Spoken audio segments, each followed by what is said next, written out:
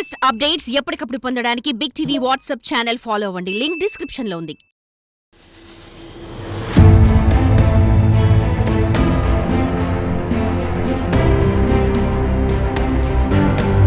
ఆశ మనిషిని ఎంత దూరమైనా తీసుకుపోతుంది. ఈ బలహీనతను ఆసరాగా తీసుకుని ఆన్లైన్లో ఈజీగా డబ్బులు సంపాదించుకోండి అనే ప్రకటనలతో జనాన్ని నిండా ముంచుతున్నారు నిర్వాహకులు.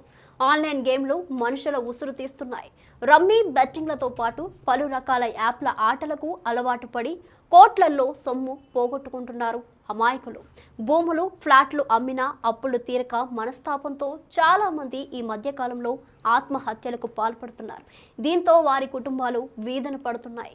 సులువుగా డబ్బులు సంపాదించాలనే దురాశతో ఆన్లైన్ గేమ్లకు బానిసగా మారిన ఓ వ్యక్తి కోట్లల్లో అప్పులు చేశాడు. చివరికి భూములు, ఫ్లాట్లు అమ్మినా అప్పులు తీరకపోవడంతో మనస్తాపానికి గురై ఉరివేసుకున్నాడు. దీంతో వారి కుటుంబం ఏ దిక్కు లేక వీధి పాలైంది. ఆన్లైన్ యాప్ల ద్వారా ఈజీ మనీ సంపాదించాలనుకుంటున్న వారికి కనువిప్పు కలిగిస్తున్న ఈ స్టోరీ మీరు చూడండి.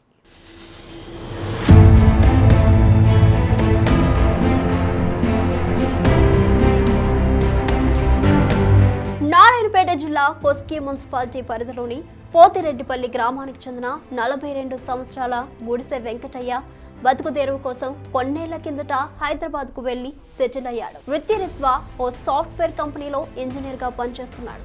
ఇటీవల డాక్టరేట్ పట్టా కూడా పొందాడు. నెలకు ₹1,00,000 జీతం వస్తుండటంతో కుటుంబం అంతా బాగానే బతికేవారు. ఇంతలో సులువుగా డబ్బులు సంపాదించవచ్చని ఆన్లైన్ ప్రకటనల పట్ల వెంకటయ్య ఆకర్షితుడయ్యాడు. ఈజీ మనీ కోసం బెట్టింగ్లు పెట్టాడు. బెట్టింగ్ల కోసం పలు రకాల యాప్లలో లోన్ తీసుకున్నాడు. ఈ విధంగా పెట్టిన పెట్టుబడి తిరిగి రాకపోగా కోట్ల రూపాయల అప్పుల ఊబిలో కూరుకుపోయాడు. అప్పులకు మిత్తిలు కట్టడం కోసం వడ్డీ వ్యాపారాలు, బంధువులు, స్నేహితుల వద్ద లక్షల్లో అప్పులు చేశాడు. అప్పు ఇచ్చిన ఆన్లైన్ కంపెనీ ప్రతినిధులు, స్నేహితులు ఒత్తిడి పెంచడంతో సొంత ఊళ్ళో తన వాటా కింద ఉన్న 2 ఎకరాలు, అన్నదమ్ములు ఇచ్చిన ఎకరంతో పాటు మహబూబ్ నగర్ జిల్లా రాజాపూర్ ప్రాంతంలో అత్తగారు ఇచ్చిన 2 ఎకరాల పొలాన్ని సైతం మొత్తం అమ్మేశాడు. అయినా ₹1 కోటి పైనే అప్పు ఉండడంతో హైదరాబాద్ నుంచి కొస్గికి మకాం మార్చాడు. కొస్గిలోని టీచర్స్ కాలనీలో ఓ ఇంట్లో అద్దెకు ఉంటున్నాడు. కొస్గి వచ్చాక వెంకటయ్య భార్య ప్రైవేట్ పాఠశాలలో టీచర్గా చేరింది. ఈ విధంగా బతుకు బండి లాగుదామని వెంకటయ్య ప్రయత్నిస్తున్నాడు.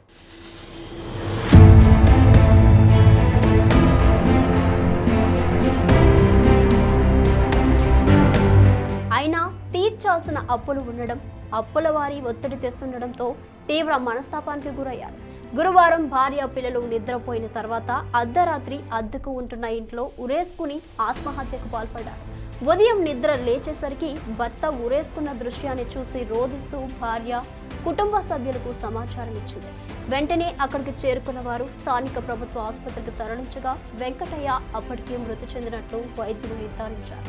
ఈ ఘటనపై మృతుడి భార్య శాలిని ఫిర్యాదు మేరకు పోలీసులు కేసు నమోదు చేసుకుని విచారణ జరుపుతున్నారు.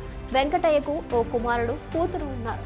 ఆన్లైన్ గేమ్లో ఈజీ మనీ ఆశకు పోయి వెంకటయ్య తన కూతురు, కొడుకుల జీవితాన్ని రోడ్డు పాలు చేశాడని పలువురు అనుకుంటున్నారు. మరి ఈ సంఘటనపై మీరేమనుకుంటున్నారో కామెంట్ రూపంలో తెలియజేయండి.